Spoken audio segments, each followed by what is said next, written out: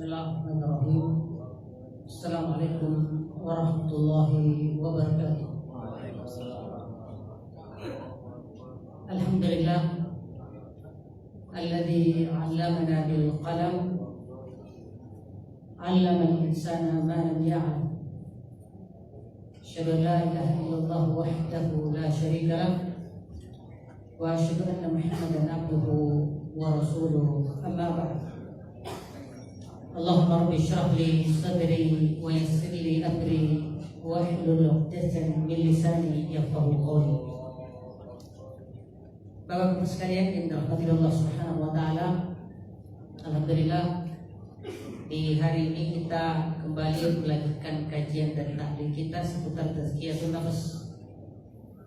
Pada bulan yang lalu kita bahas tentang hijrah dan maknanya dalam tazkiyatun nafs. Hari ini kita ambil lagi konsep dasar dalam Islam kaitannya dengan tazkiyatun nafs, yaitu nilai dan manfaat ilmu dalam tazkiyatun nafs. Kita sudah sebutkan bahwa fungsi Rasulullah dan tugasnya diantaranya adalah huwallazi ba'atsa fil ummiyina rasulan minhum. Dialah Allah Subhanahu wa taala yang mengutus dari kalangan umat-umat yang belum mengenal tradisi tulis menulis seorang rasul dari kalangan mereka sendiri, yatlu alaihim ayati. Pertama adalah tilawah, membacakan tanda-tanda ayat-ayat Allah Subhanahu wa taala, terutama yang sifatnya Quran yang dibacakan. Ya, jadi qiraah tilawah, ya, bacaan yang sifatnya wahyu maupun tilawah al-afaq wal anfus, membaca fakta-fakta dan bukti-bukti keberadaan dan hak-hak Allah untuk disembah di alam raya ini maupun di dalam diri manusia sendiri. Nah, itu diantara fungsinya. Wa yuzakkihim, dan selain tilawah ada lagi namanya tazkiyah. Ya. Bahwa adanya kesucian dalam diri dan jiwa manusia dari unsur-unsur yang disebut syirik, sehingga unsur fitrah yang disebut tauhid bisa dikembangkan dan kemudian menjadi sebuah barakah dan sebagainya. Nah, itu diantara fungsi Rasulullah dan itu yang kita akan sebut sebagai ilmu.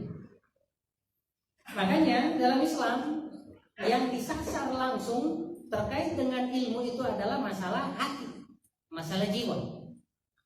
Bandingkan misalnya ilmu selain Islam, dia lebih ke akal, kecerdasan, melatih akal, dan biasanya memang tidak terkait dengan wahyu.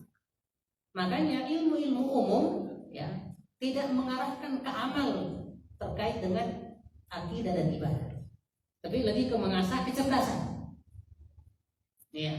Dan biasanya yang tidak terkait dengan wahyu memang adalah sifatnya murni ilmu-ilmu rasional seperti kedokteran dan seterusnya. Memang nggak butuh. Tetapi ketika Islam yang mengarahkan sebuah ilmu, maka pertama yang disasar adalah hati, dan hati itu adalah tempat ideologi, tempat keimanan, tempat kemanusiaan manusia, tempat yang menjadi dasar yang disebut akidah, tempat di situ menjadi nanti pahala ataupun azab. Dan itulah yang diarahkan pertama Islam. Makanya ketika kita melihat, maka yang pertama adalah melembutkan jiwa. Melembut kepada siapa? Kepada Allah Subhanahu wa taala. Nah, itu yang disebut tazkiyah. Lembutnya hati. Ini ada sebuah asar, Su'ila Sufyan ibn Uyainah. Imam Ibnu Uyainah, nah ini termasuk kalangan alimnya tabi'in, an fadlil ilm, ditanya tentang keutamaan ilmu. Faqala, lalu kata beliau, alam tasma' qawlahu hina bada'a bihi. Kalian engkau pernah nggak dengar firman Allah yang berbunyi A'udzu billahi minasy syaithanir rajim. Bismillahirrahmanirrahim. Fa'lam annahu la ilaha illallah wastaghfir li dzambik. Ya, fa'lam, ketahuilah, annahu la ilaha illallah, tidak ada Tuhan yang pantas disembah kecuali hanya Allah Subhanahu wa taala. Banyak tuhan-tuhan selain Allah disembah, tapi mereka tidak memiliki hak untuk itu sebenarnya. Kenapa nggak ada haknya? Karena dia tidak memiliki karakter sifat ketuhanan sebagaimana yang Allah miliki. Apa diantaranya? Pertama, bahwa Allah zat yang maha pencipta. Allah zat yang maha pencipta. Nah, makanya kan kalau kita lihat di Quran tentang bagaimana Allah menjadikan penciptaan ini sebagai dasar ketuhanan, dasar untuk disembah, Allah katakan ya ayyuhan nas, wahai manusia, terutama kalian yang kafir, terutama kalian yang munafik. Karena di dunia ini hanya ada 3 manusia Pak ini doang yang berdasarkan spiritual, berdasarkan Islam. Hanya ada Muslim, ya, hanya ada kafir, dan hanya ada munafik. Hanya ini 3. Kafir dan musyrik ini, ya, kafir dan munafik ini dua-duanya musyrik. Ya, sehingga musyrik tidak disebutkan secara khusus. Ya. Karenanya ya di surah Al-Baqarah Allah katakan ya ayyuhan nas, wahai manusia. Ya, kalau mukmin udah jelas menyembah Allah. Walaupun tetap disuruh karena ibadah pun bertingkat. Ya, ubudu rabbakum, sembahlah Rabbmu. Ya, alasan Allah kenapa untuk disembah? Alladzi khalaqakum, yang telah menciptakan kalian semua. Disebutkan secara khusus kalian. Baru disebutkan manusia sebelumnya. Walladzina min qablikum. Begitupun manusia sebelum kalian. Ini ada prioritas. Disebutkan manusia secara khusus. Yang ada sekarang, lalu yang ada sebelum era sekarang, masa lalu. La'allakum tattaqun, agar kalian mencapai derajat ketakwaan. Kalian menjadi manusia yang bertakwa. Nah, lalu disebutkan alasan lain selain penciptaan. Ya, walaupun ini yang paling utama, penciptaan. Kira-kira di alam semesta ini ada nggak yang mampu mencipta? Ya, dalam artian tidak ada sebelumnya lalu ada, tanpa ada yang serupa yang sebelumnya. Ya, manusia kita disebut pencipta itu hanya sekedar pinjaman. Ya, kenapa? Karena sebenarnya kita tidak mengadakan apa-apa. Kita hanya merangkai dan merakit dari yang sudah ada, ya, yang Allah ciptakan, lalu kemudian kita menemukan sesuatu model baru, yang baru bukan asalnya, ya, tetapi hanya perpaduannya yang baru. Itu yang kita sebut pencipta. Ya. Nah, versi kita, versi manusia. Adapun Allah, Fatiris samawati. Yang disebut Fatir adalah yang menciptakan langit dengan 7 bertingkat, nggak ada sebelumnya menciptakan yang sama. Makanya kita katakan dalam Islam, ketika selain Allah disembah, Allah secara retoris bertanya, yang kalian sembah itu punya nggak dia hak untuk disembah dengan bukti? Ada nggak karyanya di alam semesta ini seperti itu? Aruni madza khalaqu minal ardh. Tunjukkan ke aku bukti fisik apa yang telah mereka cipta sehingga kalian menyatakan dia pantas untuk disembah. Allahu syirkun fis samawat, atau di alam semesta ini dia punya keterlibatan membantu Allah ketika Allah sedang menciptakan bulan misalnya. Dan pasti nggak ada yang mampu menunjukkannya.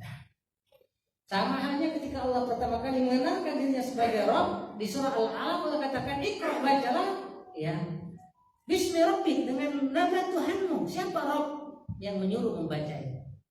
Dan siapa pula Rabb yang menyatakan ubudu rabbakum, yang kita sebut ayat yang pertama tadi. Ya. Allah katakan alladzi khalaq, Allah yang mencipta. Di sini Allah menyebut dirinya pencipta tanpa menyebut objek ciptaan secara khusus.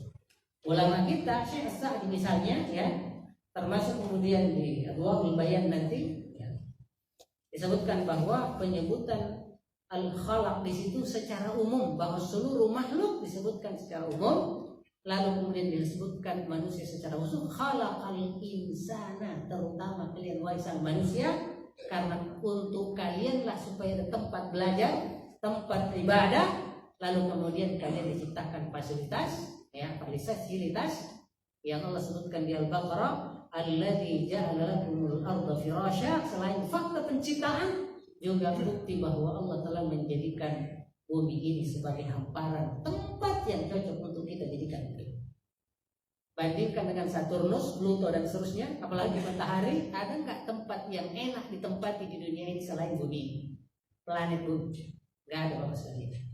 Karena memang Allah tidak menciptakannya untuk kepentingan seperti yang ada di bumi. Nah, jadi Bapak sekalian balik ke sini.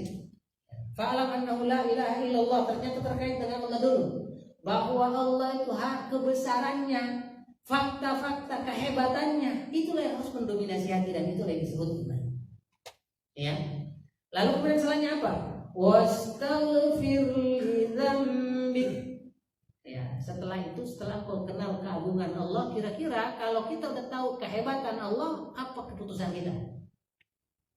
Berarti kita akan merasa berdosa karena selama ini kita belum mengagungkan Allah sebagaimana seharusnya. Itu keputusannya. Dan itulah yang namanya taubat. Ya, jadi kapan manusia bertaubat? Ketika dia kembali mengerti siapa dirinya, setelah dia mengerti siapa Allah Subhanahu wa taala. Makanya ya ada ucapan ahlu thariqah ya, yang walaupun kadang mereka salah mengidentifikasi dianggap hadis, padahal ucapan orang bijak. Ya. Man arafa rabbahu faqad arafa nafsahu. Itu kayak hadis mutawatir kalau di orang-orang tarekat. Padahal itu hanya ucapan orang bijak. Maknanya benar, tapi hanya salah penisbatan dari sisi iya.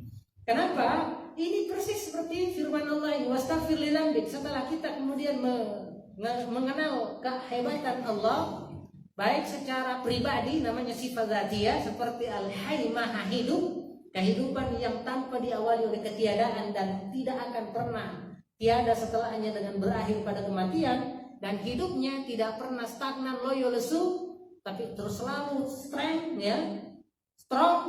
Buktinya dia tidak pernah mengenal istilah ngantuk dan tidur, tidak kenal istilah lupa, tidak kenal istilah kelemahan. Wa ma antum bimu'jizun. Allah hidup dengan sempurna, kehidupannya ditunjukkan dengan terus bekerja mengurus seluruh alam semesta ini. Maka kata Allah, wala ya'uduhu hifdhuhuma, walaupun Allah mengurus seluruh alam semesta ini dan sepenuhnya, ya Allah nggak mengenal namanya lemah, nggak capek.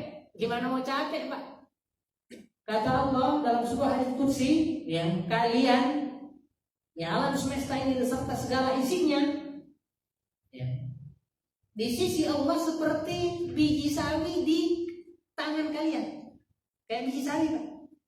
Itu perumpamaan Allah di hadits qudsi tentang Allah ngurus alam semesta ini.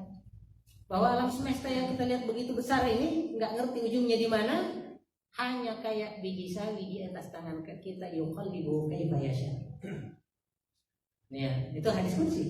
Ya, bandingkan lagi misalnya ayat di surah Al-Anbiya, yauma natawis samaa katallis sijilli lil kutub. Pada saat kiamat terjadi, maka kami gulung kembali alam semesta ini seperti menggulung kertas.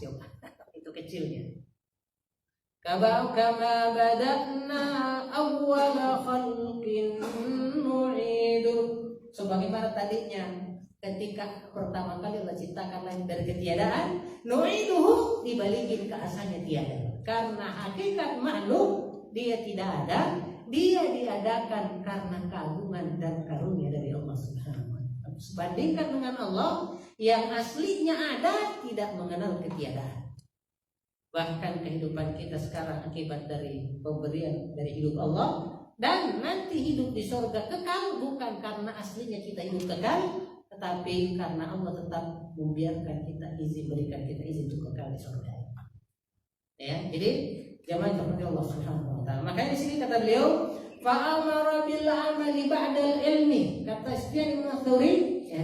Sufyan Ats-Tsauri di sini Allah mengaitkan antara kebesarannya dengan kewajiban hanya beramal untuk terus menyembah, memuji, memahasucikannya, lalu membersihkan dirinya dari selain diri Allah Subhanahu wa taala. Dalam aspek niat, dalam aspek ucapan, dalam aspek perbuatan, semuanya harus tauhid pada Allah. Ya, makanya sekali argumennya luar biasa. Ya, disebutkan sebagai ada disebut nanti di ilmu tauhid, ya apa? Dalilul al-ikhtira', bukti penciptaan bahwa kita manusia dicipta dan tentunya kita harus menyembah yang menciptakan kita. Itu yang berarti khalaqah. Setelah itu ada lagi nanya dalilul apa? Ya, dalilul inayah, bukti perhatian dan kasih sayang Allah. Setelah kita dicipta, kita dibiarkan begitu saja. Allah nggak ngurus kita lagi. Padahal di ayatul kursi saja Allah udah katakan Al-Hayy Al-Qayyum, yang maha sibuk, ya, mengurus kalian semua. Dicipta tidak berarti selesai, tapi malah harus diurus sampai kelar semuanya. Ya.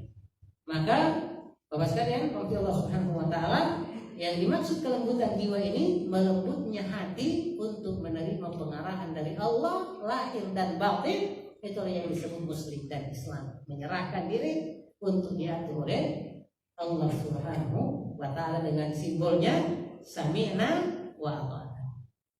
Adapun hati yang enggak lembut, apa namanya, Pak? Keras. Keras kan ya? Dan hati keras itu simbolnya apa? Ya, konsekuensinya apa? Sombong. Ya, atau bahasa di Quran jabbar, mutakabbir.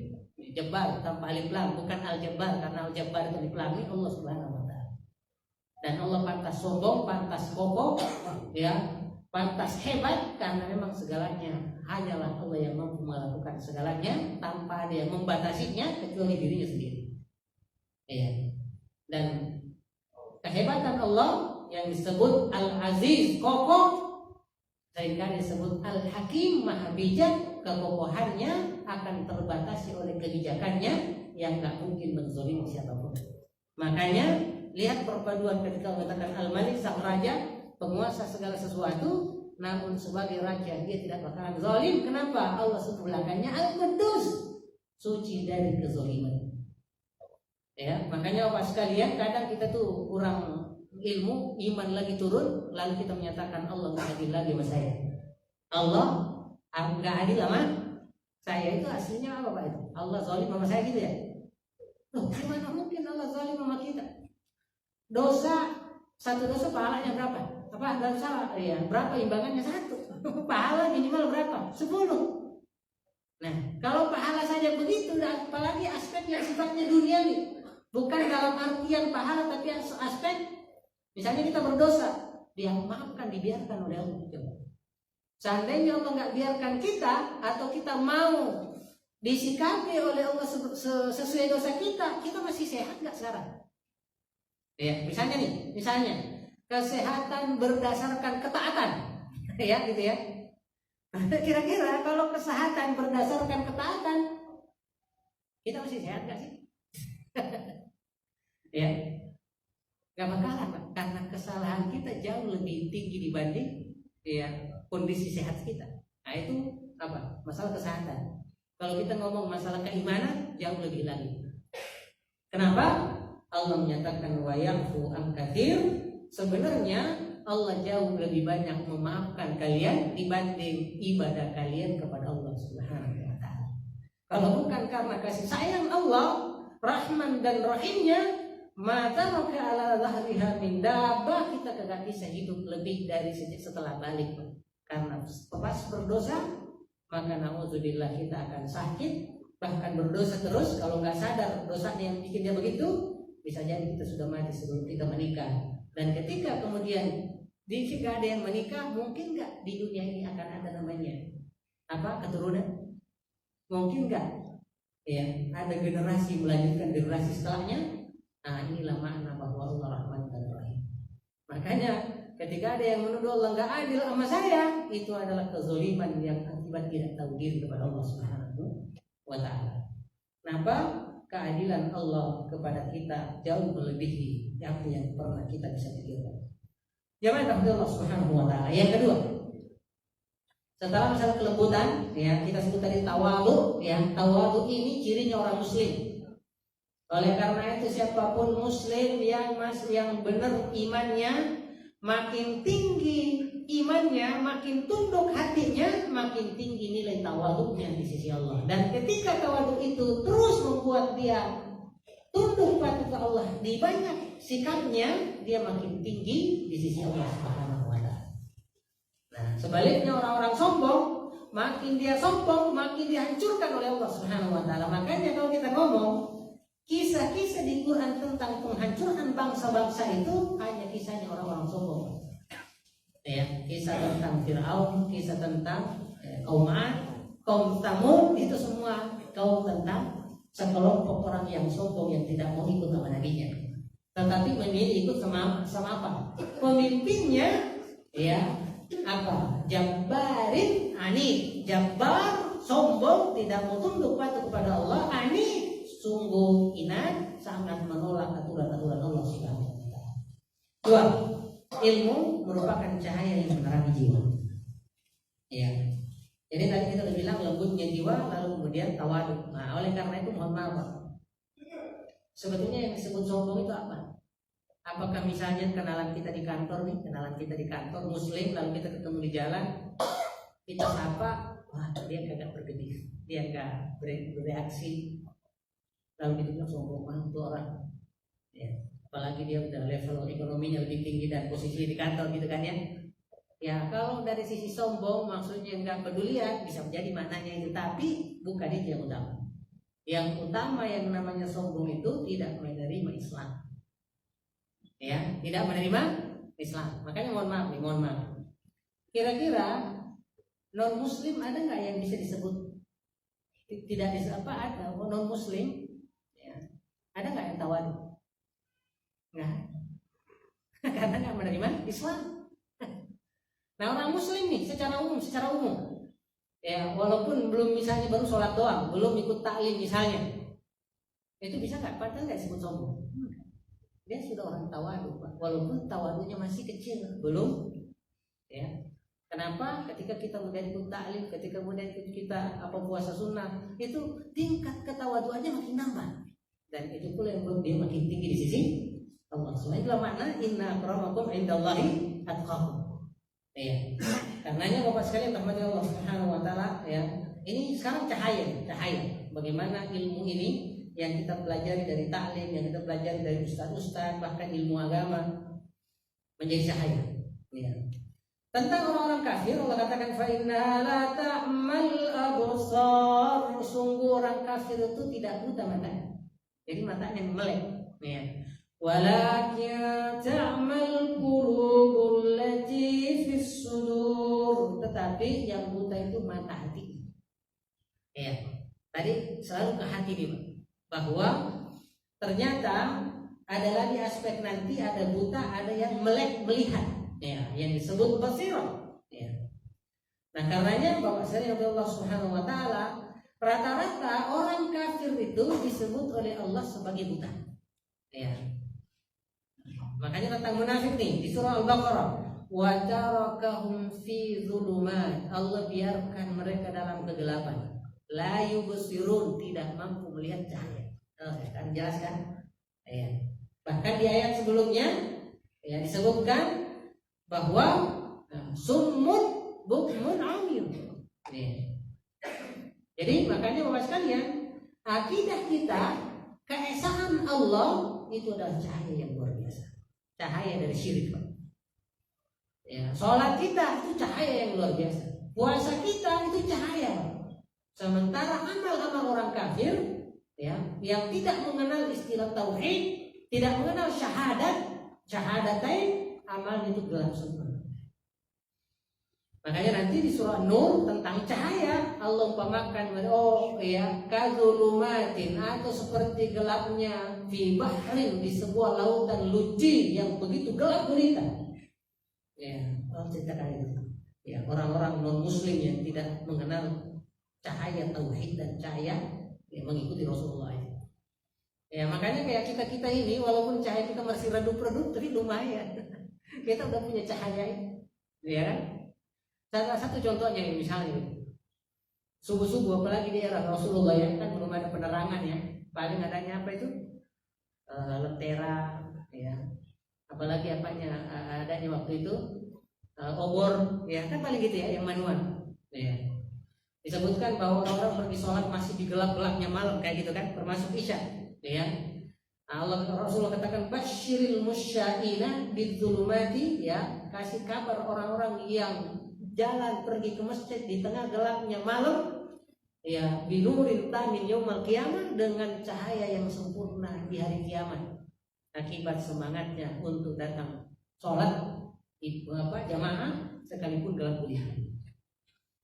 Sekalipun gelap gulita, bahwa bagi mereka jauh dekat itu tidak lagi terkait dengan jarak, tetapi terkait dengan semangat dan kemauan.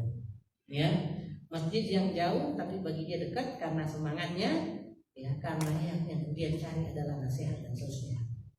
Nah, itu cahaya.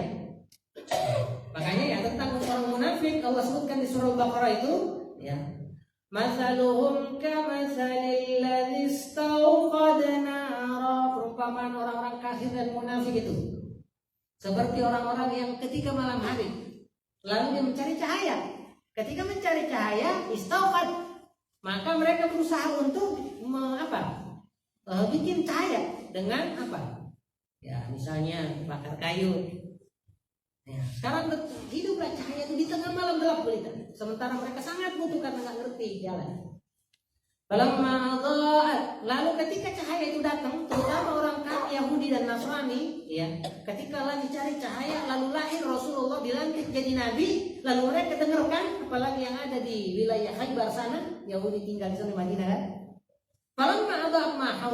Seketika sekitarnya di kota Madinah bercahaya dengan masuknya orang-orang Islam mengikuti Rasulullah, lalu dia iri, aduh, nabinya Arab lagi, bukan Yahudi. Hasadan, dengki karena bukan kalangan Yahudi. Dia aku itu benar, tapi dia tidak mau sombong gara-gara bukan kelompoknya. Akhirnya apa? Matilah itu cahaya. Bukan karena nggak tahu, tapi karena dengki. Masa orang-orang pedalaman gitu kagak ada peradabannya kok terima wahyu? Kami dong yang berhak, kami keturunan Nabi, ya. Nah, Allah katakan, "Zahaballahu binurihim," karena dia sombong enggak mau menerima kebenaran Rasulullah atas nama ras. Ya, zahaballahu binurihim, maka Allah hilangkan lagi cahaya dari mereka. Wa tarakahum fi dhulumat, lalu Allah biarkan mereka dalam kegelapan. Padahal seharusnya yang paling pertama beriman ke Rasulullah bukan orang Arab loh. Karena orang Arab enggak ngikut Yahudi Nasrani, ya kan? Seharusnya orang Yahudi Nasrani, karena di kitab suci mereka wasiat-wasiat para nabi mereka bahwa setelah aku nanti akan datang saudaraku, bahkan direkturku, pimpinanku, namanya Muhammad. Tapi nggak ada yang tahu. Makanya ya, dalam salah satu sesi debat di Malaysia, Zakir Naik ngomong gini, orang Muslim itu jauh lebih Kristen dibanding orang Kristen. Ada yang keberatan orang Kristen, loh kok bisa?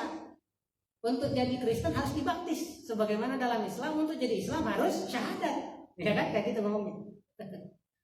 Ya, saya akui itu bahwa memang harus ada baptis, sebagaimana dalam Islam katanya harus ada syahadat. Nggak mungkin orang menjadi Muslim tanpa syahadat, nggak mungkin. Ya, jadi kata dia nggak mungkin orang menjadi Kristen tanpa baptis. Ya, lalu kata dia bedakan antara pemahaman gereja dan Bible, bedakan karena ini beda. Kenapa beda? Ya, Bible menyatakan berpuasalah. Apakah orang Kristen puasa? Tidak. Bible menyatakan jangan makan babi. Di ayat sekian sebutin ayatnya, Pak.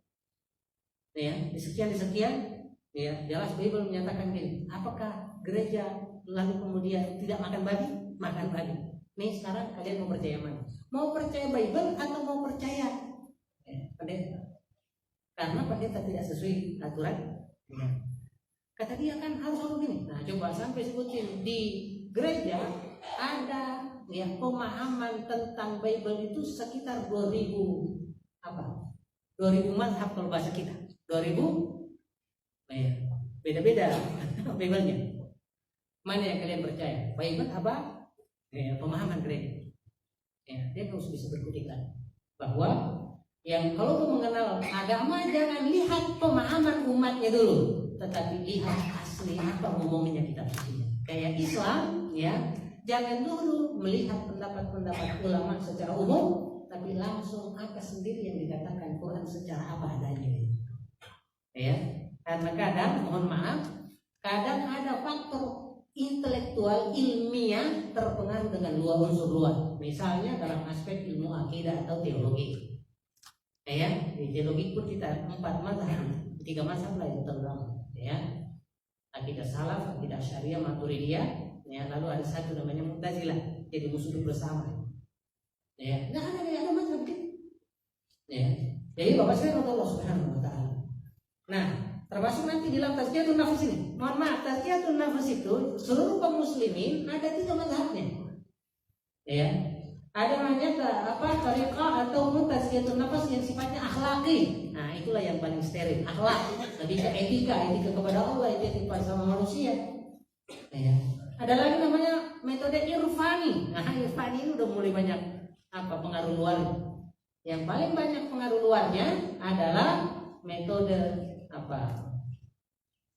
tasawuf, falsafi, filsafat. Nah, itu udah buyang di situ, udah kecampur-campur unsur Hindu, unsur Buddha yang disebut wahdatul wujud.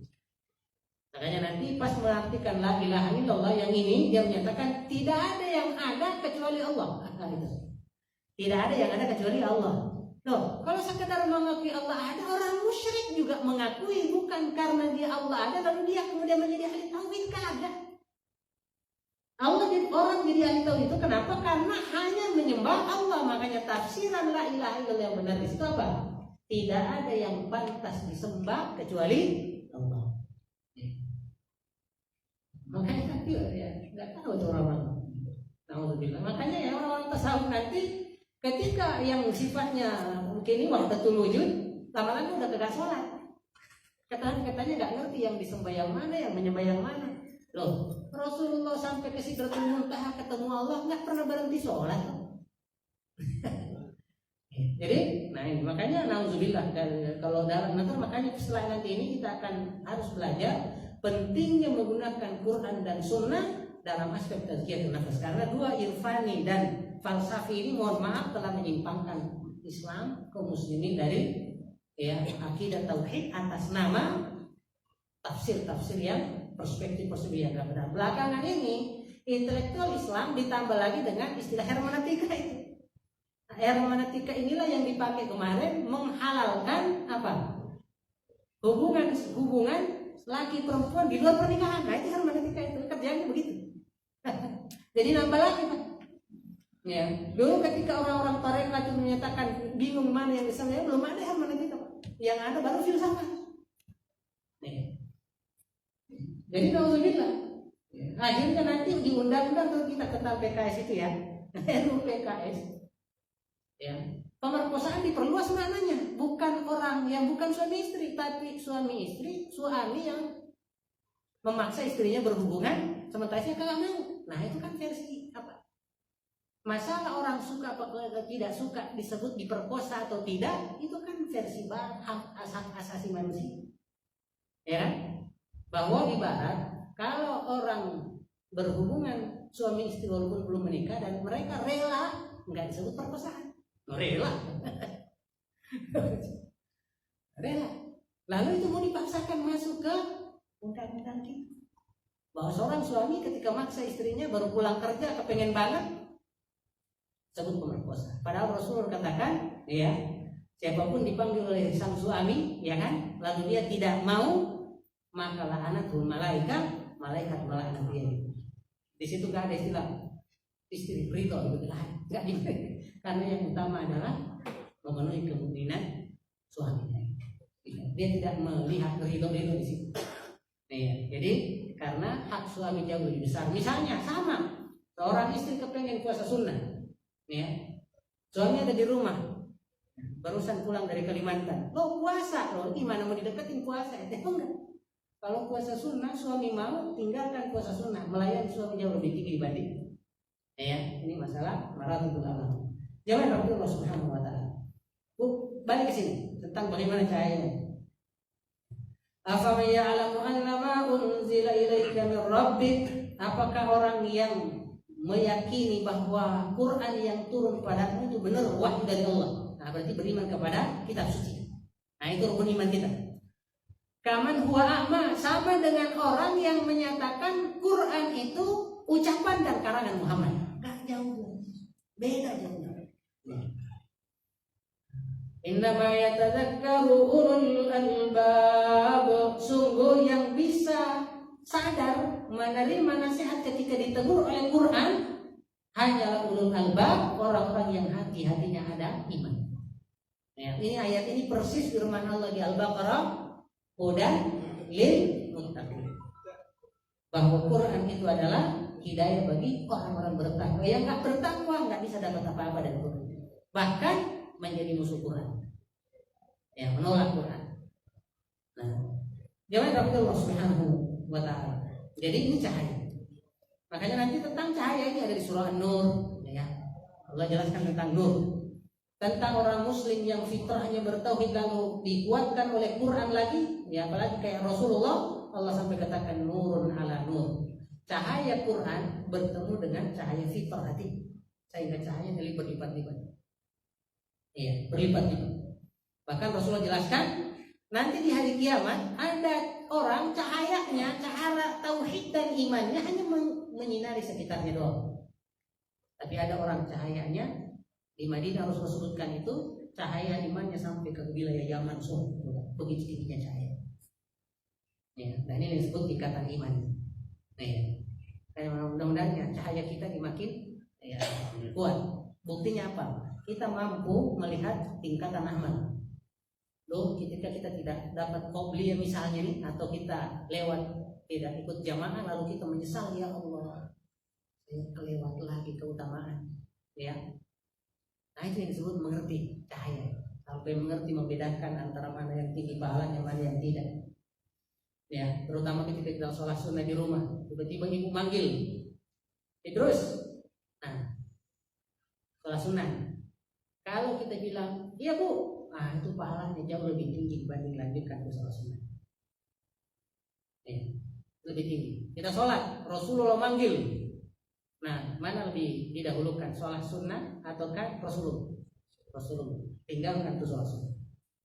Nah, ya, karena kalau Rasulullah marah gara-gara sholat sunnah, itu dosanya lebih tinggi dibanding pada sholat kita. Sama ketika ibu manggil sementara kita sholat, ya, lalu jengkel hatinya gara-gara kita tidak mengiyakan, itu bisa berbahaya.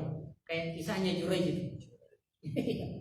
Nah, jadi itu namanya maratibul amal. Ya, kita harus mengerti mana tingkatan-tingkatan kayak itu. Ya, misalnya nih, amalan harian mana lebih tinggi antara tilawah atau zikir di sholat? Ya, termasuk surah pagi petang lebih tinggi baca Quran, Pak. Karena baca Quran per huruf dihitung. Sementara bacaan kita dengan asbahna wa asbahal mulku lillah itu kagak dibanding per huruf karena hanya doa. Walaupun ya setelah tilawah itu yang enak. Nah, jadi kadang mohon maaf, tidak untuk ini masalah maratibul amal tingkatan amal. Kita habiskan waktu setengah jam berdoa setelah sholat, ya. Sementara kita nggak tilawah harian. Ya, tentu itu bagus. Cuman ada yang lebih bagus. Kalau kita ngerti, cahayanya jauh lebih tinggi, dan orang yang mengerti dengan ilmu, dia akan prioritaskan dulu yang tinggi, baru yang setelahnya. Ini yang disebut tingkatan cahaya, dan itu butuh ilmu, ya, butuh ilmu untuk mengatur. Ya, jadi jamaah Allah Subhanahu wa ta'ala. Tiga ilmu menghadirkan kekhusyuan dan rasa takut kepada Allah Subhanahu wa ta'ala. Yang jelas ilmu dalam Islam itu tidak teori doang, selalu terkait dengan amal. Ya, jadi makanya ketika Quran bertutur tentang ilmu itu singkat, padat, dan selalu menghadirkan kekhusyuan. Bandingkan dengan misalnya ilmu matematika, ilmu filsafat, yang ada enak nikmat di sini doang, ya kan? Nikmatnya di sini doang, tidak sampai nikmatnya ke sini, ya, karena tidak mengenalkan tentang hakikat diri kita. Tetapi tetap penting, karena masing-masing ada wilayahnya dan bidangnya, ya, dan sebagainya. Innalladzina, ini innama yakhsyallaha min ibadihi ulama. Sungguh yang begitu tinggi rasa takutnya kepada Allah ya adalah kalangan para alim ulama yang mengerti nilai-nilai matahari, bulan, bintang, ya yang disebut oleh Allah inna fi khalqis samawati wal ardh, penciptaan langit dan bumi ketika dipikirkan, dipelajari, yang seperti dalam ilmu apa itu, ya fisika apa, kosmologi dan seterusnya, biologi. Nah, kalau kita kaitkan dengan Quran itu menunjukkan kehebatan Allah, itu banyak banget disebut di Quran. Karena kita bilang rububiyah itu bukti ya tentang keagungan Allah, bahkan wahyu sudah berakhir, namun kebenaran wahyu itu nggak pernah berhenti. Makanya Allah katakan sanurihim ayatina fil afaq, Allah janji akan membuka bukti-bukti kebenaran firman Allah di seluruh jagat alam raya, wa fi anfusihim, dan bahkan pada diri mereka secara pribadi maupun dalam aspek sosial, sejarah, dan kemudian aturan sosial masyarakat. Ya, aturan-aturan khususnya Allah akan perlihatkan ini loh, ya. Kenapa kemudian aturan ini, ya. Jemaah Allah Subhanahu wa taala. Innal ladzina utul ilma min qablihi, orang-orang yang kemudian mendapatkan ilmu langsung dari Allah melalui kitab suci dan para nabi, idza yutla alaihim, apabila mereka mendengar firman Allah dibacakan, yafirruna lil azqan, dengan mudah hatinya tertunduk, kemudian bahkan kemudian membuat mereka sujud dan tersujud, wa yaqulun, lalu kemudian dengan penuh kesadaran menyatakan subhana rabbina, maha suci engkau ya Allah, in kana wa'du rabbina la maf'ula, sungguh segala janji Allah pasti terbukti. Bahkan Islam kita ini adalah apa? Kepercayaan sama janji-janji dan kejujuran Allah, ya kan? Iman itu apa? Kan percaya. Percaya sama siapa? Sama Allah. Dan Allah sebagai sumber yang kita percaya apa? Allah katakan, wa tammat kalimatu rabbika sidqan wa adla. Tammat kalimatu rabbika, firman Allah Quran itu sampai tamat, ya sempurna, sidqan kejujurannya, wa adlan dan keadilannya. Makanya Allah katakan la raiba fi. Ini Quran ini enggak ada keraguannya, kebenarannya. Kebuktian janjinya nggak ada. Ya, kalau ini ente ragu bukan di Qurannya, di ente-nya bermasalah. Kita jelas kayak gitu ya. Nah, ini sidqan wa adla. Makanya kalau ada yang menyatakan ada aturan Quran nggak benar, nah itu orangnya nggak benar, Pak. Dan pasti ada begitu. Kenapa? Orang yang khatamallahu ala qulubihim, orang-orang yang tertutup hatinya, jadi kagak bisa melihat kebenaran Quran. Wa ala samihim, tertutup telinga.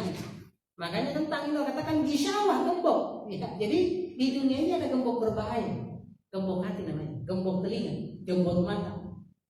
Itu apa? Berawalnya dalam maksiat.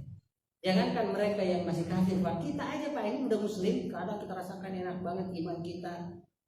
Lalu kita lalai lagi, kagak lagi banyak amalan sunnah, udah mulai lalai-lalai, mulai lagi berat, ya kan? Kok masjid berat, dengar azan bukannya bahagia malah, oh sholat lagi. Ya, nauzubillah. Itu kenapa lagi drop, ya, lagi drop, dan mempertahankan ini butuh, ya, ilmu dan seterusnya. Butuh bersama ngumpul, ya. Allah menyeru Rasulullah minta tambahin, ya. Jadi nggak mungkin Allah nyuruh kalau nggak ada manfaat besarnya. Misalnya ubudu rabbakum, sembahlah Allah. Nah ya, itu karena di situ memang sama kayak gini. Waqul, Allah jadi Rasulullah, katakan ya Rasulullah Rabbi zidni ilma, ya Allah tambahkan ilmuku. Enggak ada di Quran tambahkan hartaku, tambahkan kekuasaanku, kan. Ya, walaupun mungkin ada gini, habli mulkan, beri aku kekuasaan. La yang bagi ahli min ba'di, itu untuk Nabi Sulaiman misalnya. Ya. Tapi itu karena ada sebuah maksud. Tapi umumnya yang diminta itu adalah tambahan ilmu.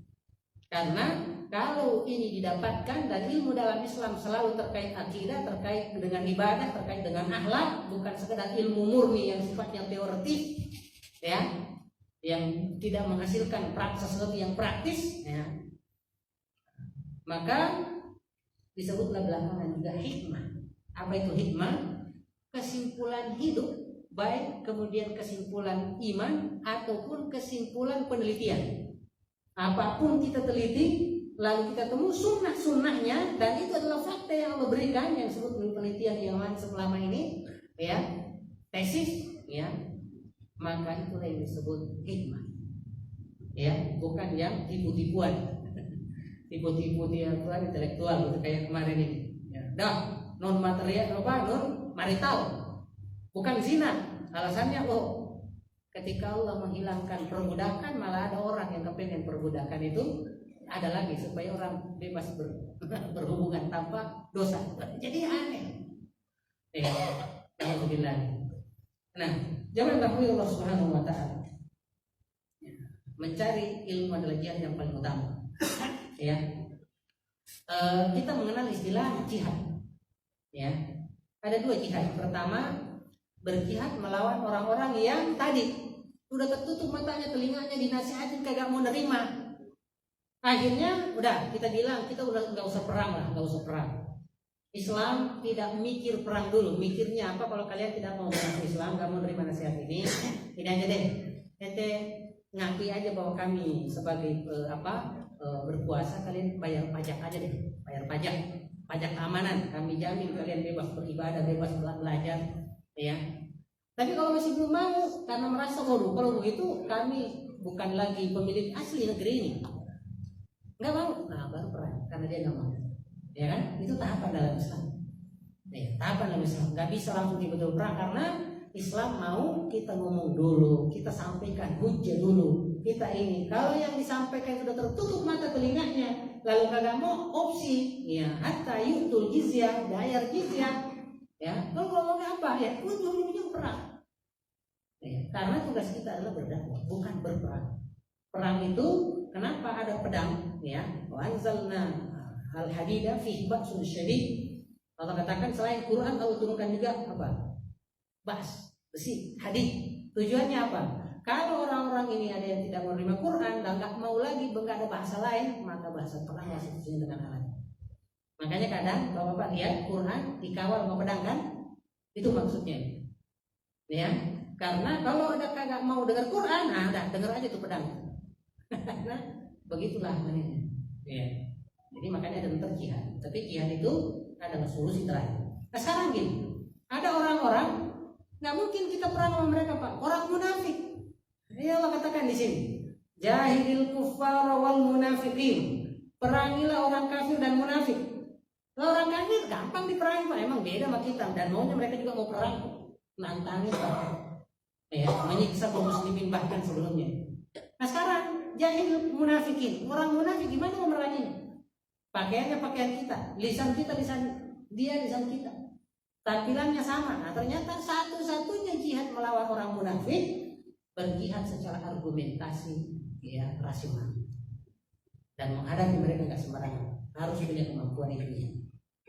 Ya inilah nauzubillah, ya tidak saya klaim, tapi kalangan liberal hari ini yang selalu nyinyirin, ya aturan Islam, ya itu perlu ilmu untuk menghadapi mereka, bukan kekuatan. Karena ya seperti tadi, nah perlu ilmu merangi berjihad dengan mereka itu jihad ilmiah, bukan jihad fisik. Ya, sampai mereka kemudian bersatu melawan orang kafir, melawan muslim, baru kemudian dilawan secara fisik. Nah, jemaah Allah Subhanahu wa taala, waktunya sudah habis. Ya, nantilah kita lanjutkan. Nanti bisa jadi ada sesi kedua tentang ini, ya bagaimana ilmu dan peranannya dalam tasbihul nafis.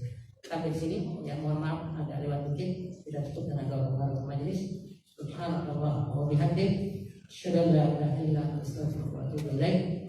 Assalamualaikum warahmatullahi wabarakatuh.